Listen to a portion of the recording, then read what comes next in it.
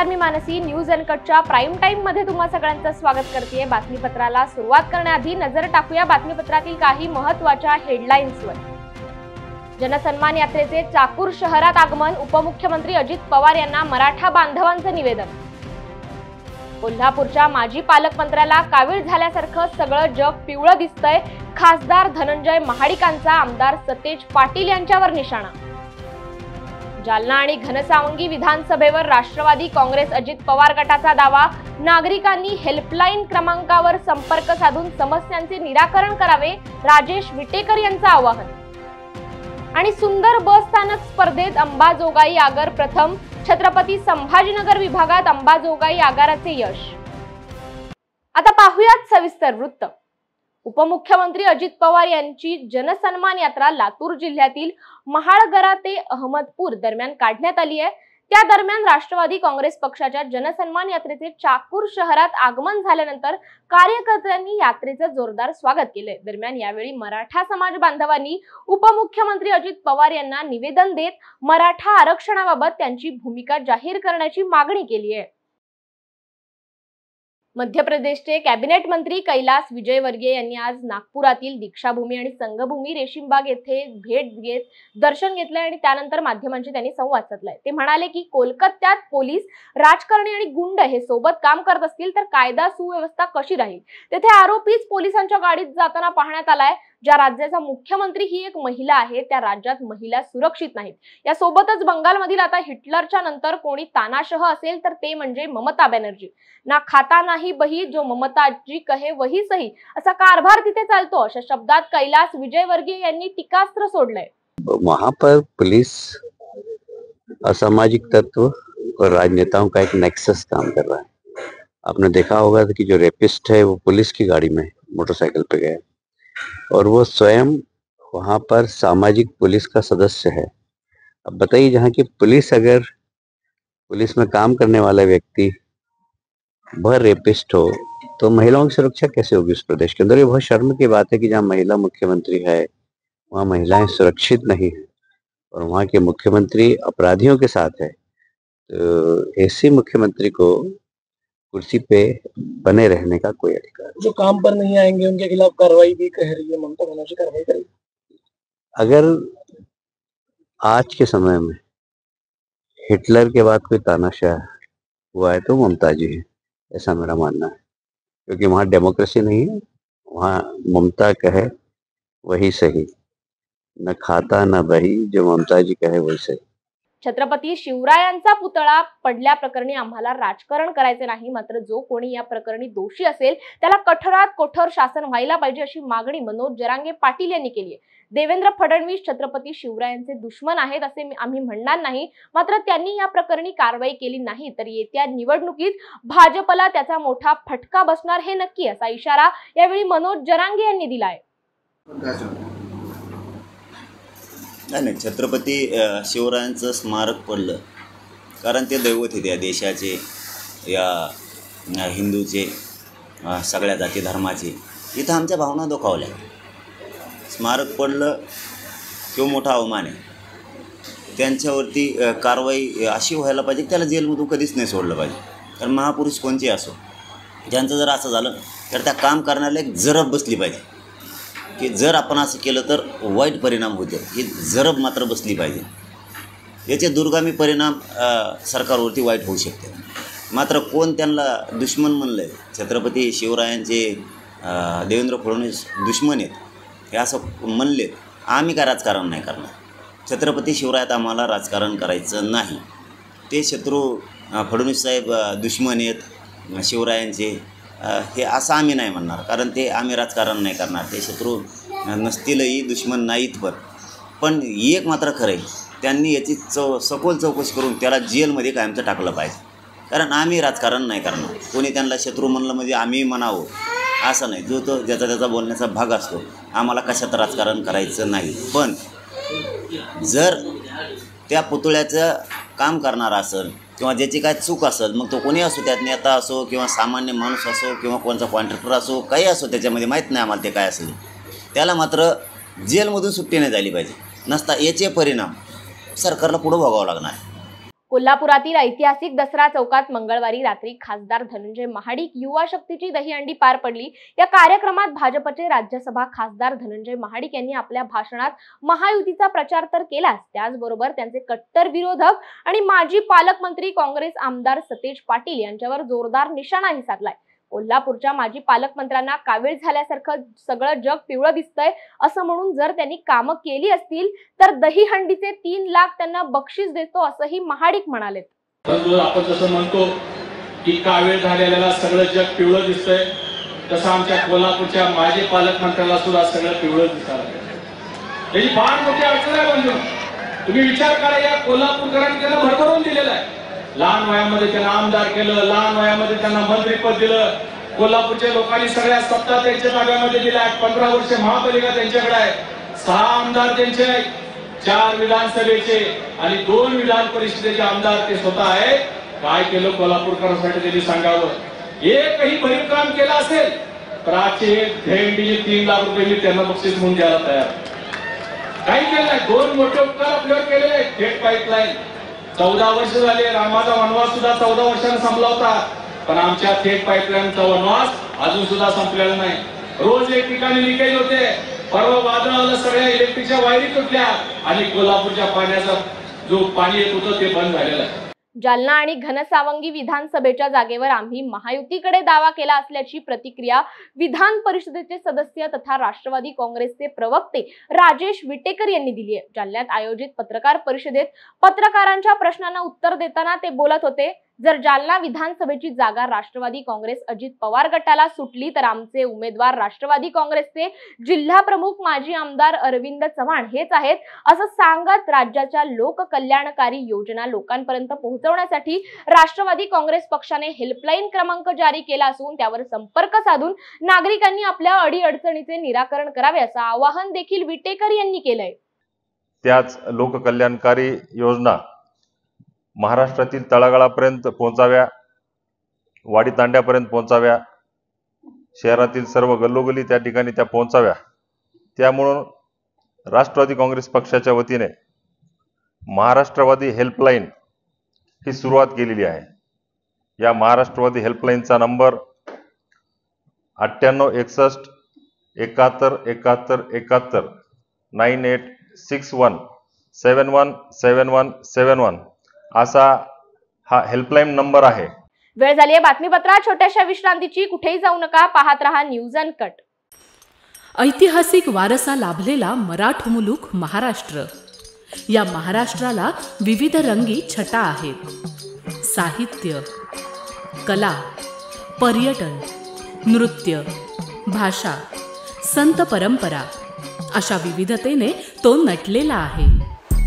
हीच गौरवशाली विविधता जपत स्वरंग मराठी केवळ महाराष्ट्राच्या सांस्कृतिक संहितेपुरते मर्यादित न राहता समकालीन नवकल्पनांवर आधारित कार्यक्रमांद्वारे मराठी मनोरंजन विश्वात स्वतःची एक अनोखी जागा निर्माण करत आहेत। मराठी मनोरंजन क्षेत्रातील उत्तम दिग्दर्शक, लेखक आणि निर्मात्यांच्या प्रतिभेचा पुरेपूर वापर करून मनोरंजनाचा आगळा वेगळा रंग उधळण्यास आम्ही सज्ज आहोत।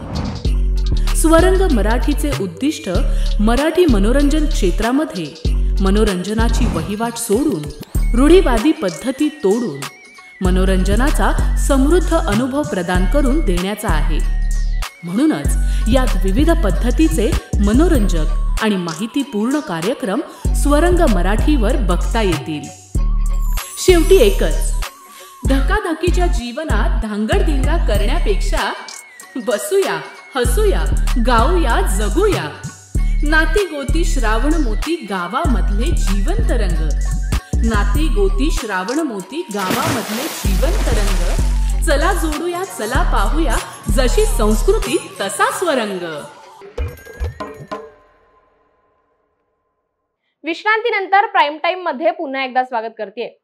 सिंधुदुर्ग जिल्ह्यातील राजकोट किल्ल्यावरील छत्रपती शिवाजी महाराजांचा पुतळा कोसळल्याने राज्यात राजकीय कलगीतुरा रंगलाय। आता मनसेने सुद्धा यात उडी घेत वर्षभरातच हा पुतळा कोसळला कसा असा सवाल महाराष्ट्राला केलाय।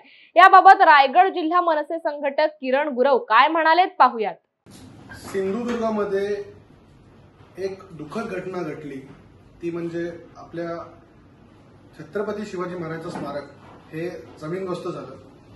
त्याचं कारण काय आहे हे तर तुम्हाला थोड्या दिवसात स्पष्टीकरण हे सरकारकडून भेटेल, पण आजच्या टेक्नॉलॉजीप्रमाणे ही गोष्ट होणे ही लाजिरवाणी आहे. या व्हिडिओचा खरा उद्देश बनवायचा असा होता की माननीय राजसाहेब ठाकरे यांचे विचार या महाराष्ट्राला खूप गरजेचे आहेत. जसे राजसाहेब ठाकरे म्हणतात की आता गड किल्ल्यांवर लक्ष दिलं पाहिजे, कारण का गड किल्ले जपले तर पुढच्या येणाऱ्या पिढीला ते गड किल्ले दिसतील आणि त्यांच्याकडून त्यांना नेमकी जी प्रेरणा आहे ती भेटेल. ह्या सगळ्या बोलत असताना मला फक्त एक वाईट वाटतंय की हे सरकार जे गेले 3 टर्म आहे, ही त्यांची 3री टर्म आहे, हे सरकार एक स्मारक जे अरबी समुद्रामध्ये उभारणार होते ते उभारू शकले नाही आणि एक जे स्मारक ऑलरेडी सिंधुदुर्गामध्ये बांधण्यात आलं होतं ते जपूही शकले नाही. ही खूप वाईट गोष्ट आहे. सध्या देशासह राज्यात भाजपाची गुंडेशाही सुरू आहे. यात भाजपचे नेते या गुंडांना सपोर्ट करत असून चक्क दिवसा ढवळ्या सरकारी कार्यालयामध्ये घुसून ही भाजपचे गुंड दादागिरी दंडलेशाही करत असल्याचा आरोप काँग्रेसचे जालना जिल्हाध्यक्ष राजाभाऊ देशमुख यांनी केलाय. काल जालना जिल्ह्यातील जाफराबाद येथील तहसील कार्यालयामध्ये काँग्रेसचे कार्यकर्ते फदाटियांना भाजपच्या कार्यकर्त्यांकडून जबर मारहाण करत धिंड काढली. त्यावर देशमुख यांनी प्रतिक्रिया दिली असून अशा प्रकारच्या भाजपच्या गुंडांना काँग्रेस कार्यकर्त्यांनी घाबरण्याची गरज नाही, आम्ही तुमच्या सोबत आहोत असं म्हणत धीर दिलाय. तसेच या गुंडांवर कारवाई झाली नाही तर लोकशाही मार्गाने तीव्र आंदोलन छेडण्याचा इशारा यावेळी राजाभाऊ देशमुख यांनी दिलाय. कारण की त्या कार्यकर्त्यांनी तहसीलमध्ये एका गुत्तेदाराच्या विरोधात, भाजपच्या गुत्तेदाराच्या विरोधात न्याय मागितला. त्याच्या काही कामाबद्दल त्यांनी कंप्लेंट केली, उपोषण केलं.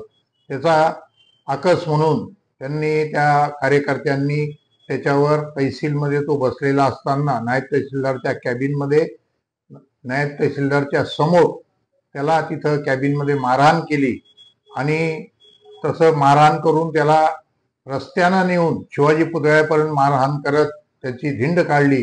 याचा म्हणजे ह्या गुंडगर्दीचा आम्ही निषेध करतो आणि मी काँग्रेसच्या कार्यकर्त्याला आश्वस्त करू इच्छितो की कुठल्याही काँग्रेसच्या कार्यकर्त्याला अशा भाजपच्या कार्यकर्त्याला गुंडगर्दीला पुढे जायची वेळ आली तर त्याला पूर्ण ताकदीनं काँग्रेस पक्ष म्हणून आम्ही त्याच्या पाठीशी उभं राहू.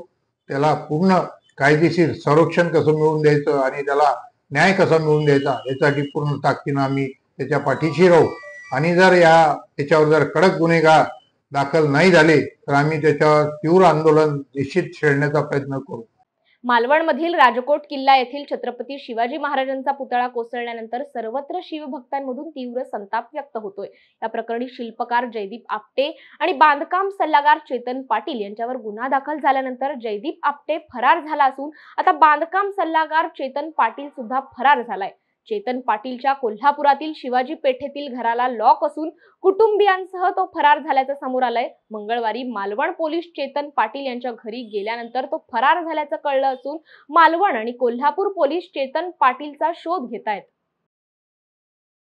बीड आणि नगर जिल्ह्याच्या सरहद्दीवर असणाऱ्या बोधेगाव मध्ये गुन्हेगारी वाढत असल्याने येथे स्वतंत्र पोलीस ठाणे करावे या मागणीसाठी स्थानिकांनी सातत्याने गृह खात्याकडे प्रस्ताव पाठवून देखील येथे स्वतंत्र पोलीस ठाणे होऊ शकले नाही. त्यामुळे संतप्त ग्रामस्थांनी नितीन काकडे यांच्या नेतृत्वाखाली पोलीस दूरक्षेत्र कार्यालयासमोर धरणे आंदोलन केलं असून यावेळी शेवगावचे पोलीस निरीक्षक समाधान नागरेंनी हा प्रस्ताव वरिष्ठांपर्यंत पोहोचवून प्रश्न मार्गी लावण्याचे आश्वासन दिल्याने आंदोलन मागे घेण्यात आलंय. गावातील परिसरातील सर्व शेतकऱ्यातील व्यापाऱ्यातील सर्व लहान थोर कुटुंबातील गोरगरिबांनी येऊन पाठिंबा दिला आणि या आंदोलनाच्या प्रमुख मागण्या 1 नंबरची मागणी होती आपली बोधेगाव येथील 35 गावातील जे आपले पोलीस कर्मचारी असतील या पोलीस कर्मचाऱ्याचे आम्ही 10 कर्मचारी आणि 1 PSIची जी मागणी केली होती आणि स्वतंत्र पोलीस स्टेशनच्या काही त्रुटीमुळे जो प्रस्ताव मागे आलेला आहे हा प्रस्ताव परत पाठवण्यात येईल आणि याला तुम्हाला आम्ही सर्व सहकार्य करू असं नांगरे साहेबांनी आम्हाला शब्द दिला. आणि या आमच्या OPला 7 कर्मचारी आणि 1 PSI अशी देऊन ग्वाही दिली 2 दिवसात आम्हाला तुम्हाला स्टाफ पूर्ण देतो 7चा आजचा आणि उद्याचा प्रस्ताव पाठवून देऊ अशी की त्यांनी ग्वाही दिली. दुसरा असा आमचा बोधेगाव बाजार तळाचा बाजारपेठ गुरुवारचा बाजार असतो.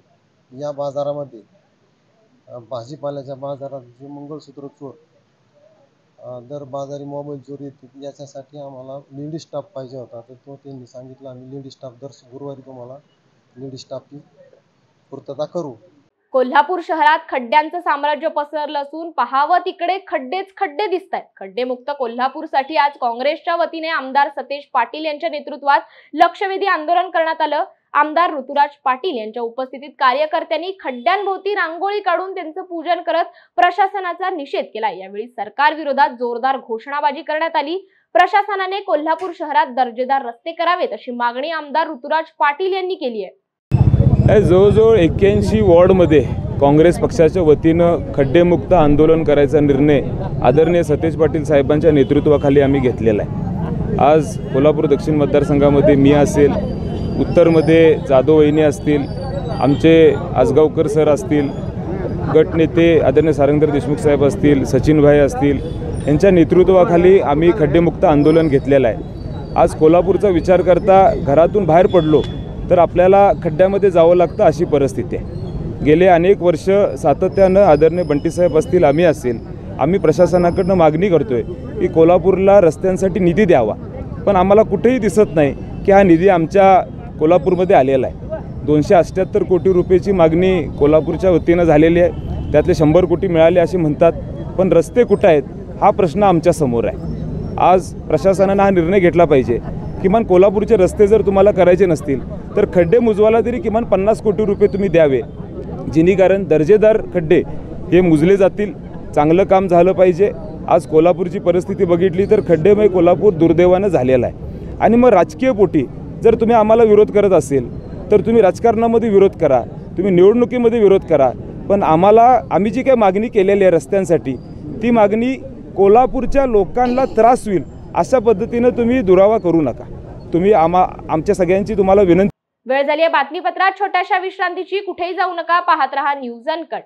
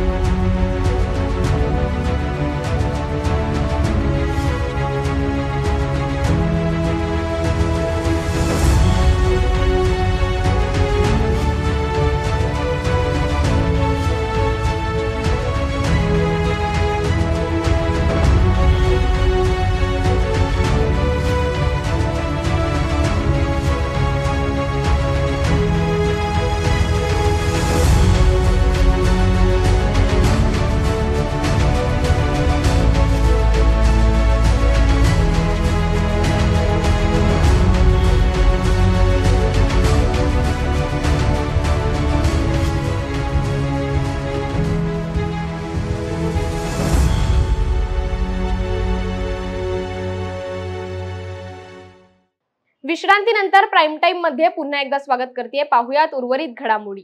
ओबीसीची जनगणना व्हावी तसेच लोकसंख्येच्या आधारावर आरक्षण देण्याच्या मागणीसह विविध विषयाला धरून नागपुरातून ओबीसी जागर यात्रेला सुरुवात करण्यात आली आहे. नागपुरात जिल्हाधिकाऱ्यांना निवेदन देऊन संपूर्ण विदर्भात जनजागृतीसाठी ही यात्रा मार्गस्थ झाली आहे. कुणबी ओबीसी जागर कृती समितीच्या माध्यमातून जागर यात्रा काढण्यात आली आहे. राजकीय पक्ष आरक्षण संपवण्याचं काम करत असल्याचा आरोपही कुणबी पदाधिकाऱ्यांनी केलाय. म्हणून आमची कुणबी जागर यात्रा ही आज नागपुरातून सन्माननीय डॉक्टर पंजाबरावजी देशमुख यांच्या प्रतिमेला माल्यावर समर्पण केले. त्याचप्रमाणे डॉक्टर बाबासाहेब आंबेडकर यांच्याही प्रतिमेला माल्यार्पण समर्पण केले आणि कलेक्टरला आम्ही इथून निवेदन दिलेलं आहे. इथून आम्ही आता जाताना आमचे जे निवेदन आहे, जसं वडोदा गाव आहे, त्याच्यानंतर आम्ही मौद्याला जातोय, मौद्याहून भंडाराला विदर्भात राहील. संपूर्ण विदर्भभर आमची ही जागर यात्रा आहे आणि या जागर 5 दिवसामध्ये आम्ही पूर्ण तिथून आल्यानंतर मग पुन्हा आमचं मुंबईमध्ये आम्ही याची प्रेस क्लबमध्ये पुन्हा मीटिंग लावू आणि याचं भविष्याचं आंदोलन सरकारने आमची प्रमुख मागणी आहे की ओबीसीची जनगणना व्हावी. याकरता ओबीसीचं जे कॉलम आहे त्या कॉलमाची त्यांनी त्या याच्यामध्ये टाकावं, त्या फॉर्ममध्ये तो कॉलम टाकावा आणि त्या कॉलम टाकून आम्हाला त्या प्रकारे त्या कॉलमला स्थान द्यावं. आणि सरकार हे करत नसेल तर ऑक्टोबर महिन्यापासून आमची तीव्र भूमिका आम्ही निर्माण करणार आहोत. ऑक्टोबर महिन्यापासून सरकारला आम्ही सवोकी पळो करण्याच्या दिशेमध्ये आम्ही काम करू. तसेच सरकार म्हणते की ज्यांची जितकी भागीदारी तितकेच आम्ही त्याला टक्केवारी गोष्ट करतो, पण सरकार त्या टक्केवारीवर काम करत नाही.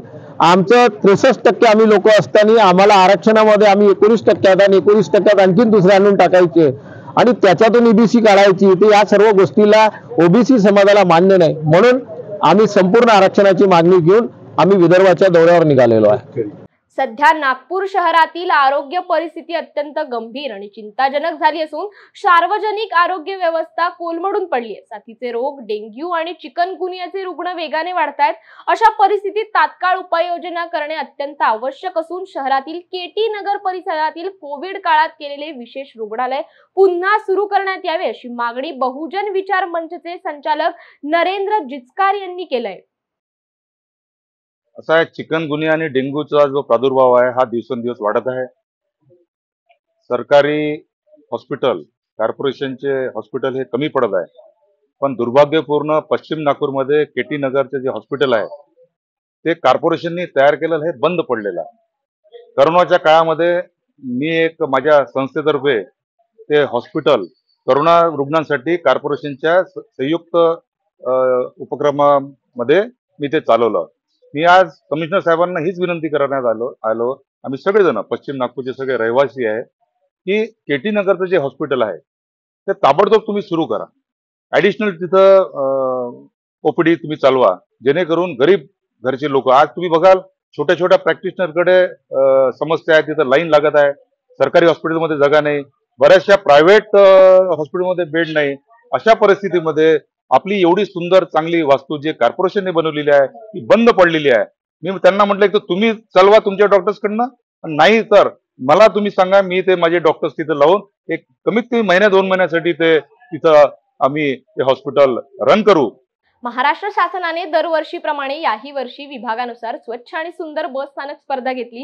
ही स्पर्धा संपूर्ण महाराष्ट्रात आयोजित करण्यात आली होती. या स्पर्धेत छत्रपती संभाजीनगर विभागात बीड जिल्ह्यातील अंबाजोगाई बस स्थानकाने सर्वाधिक गुण मिळवत प्रथम क्रमांक मिळवला असून सन्मान चिन्ह आणि 10 लाख रुपये अंबाजोगाई आगारास प्राप्त झाले. यापैकी 40% रक्कम कर्मचाऱ्यांना वाटणार असून उर्वरित रकमेतून बस स्थानकात स्वच्छतेची कामे करण्यात येणार असल्याची माहिती आगार प्रमुख अमर राऊत यांनी दिली आहे. नमस्कार, मी आगार व्यवस्थापक अंबाजोगाई राऊत. मागच्या पूर्ण वर्षभरामध्ये एसटी महामंडळातर्फे स्वच्छ व सुंदर बसस्थानक हे अभियान राबवण्यात आले होते. सदर अभियानामध्ये छत्रपती संभाजीनगर प्रदेशामध्ये अंबाजोगाई बसस्थानकाने अ वर्गामध्ये प्रथम क्रमांक पटकावल्यामुळे दिनांक 17 ऑगस्ट 2024 रोजी उपमहास्थापक श्री मोहित साहेब यांच्या हस्ते 10 लाख रुपयाचा चेक आणि ट्रॉफी देऊन रापा महामंडळाने अंबाजोगाई आगाराचा गौरव करण्यात आलेला आहे. सदरची जी काही रक्कम मिळालेली आहे 10 लाख, यामधील 40% रक्कम ही कर्मचाऱ्यांमध्ये वाटण्यात येणार आहे आणि उर्वरित 60% रक्कम ही बसस्थानकाच्या सुशोभीकरणासाठी वाटण्यात येणार आहे. आता प्रत्यक्षात जर पाहिलं, हे जे काय बक्षीस मिळाले यामध्ये सर्वात मोठा सिंहाचा वाटा हे बसस्थानकावर जे काय स्वच्छतेचं काम करणाऱ्या महिला आहेत यांचा आहे आणि उर्वरित जे काय आहे ते आमचे एस टीचे कर्मचारी येता जाता आमच्या एस टीच्या सर्व कर्मचाऱ्यांनी स्वच्छतेकडे लक्ष दिलं, त्यामुळे सदरची स्वच्छता बाधित राहिली. त्यानंतर माझे जे काही प्रवासी वर्ग आहे, प्रवासी वर्गाने सुद्धा सदरचे बसस्थानक स्वच्छ कसे राहील यासाठी सर्वांनी सहकार्य केलेलं आहे. त्यामुळे सर्व प्रवासी वर्गांचे व स्वच्छता करणाऱ्या कामगारांचे मी प्रशासनातर्फे हार्दिक आभार व्यक्त करतो. धन्यवाद. वेळ झाली आहे प्राईम टाइम मध्ये इथेच थांबायची. पाहत रहा न्यूज अनकट.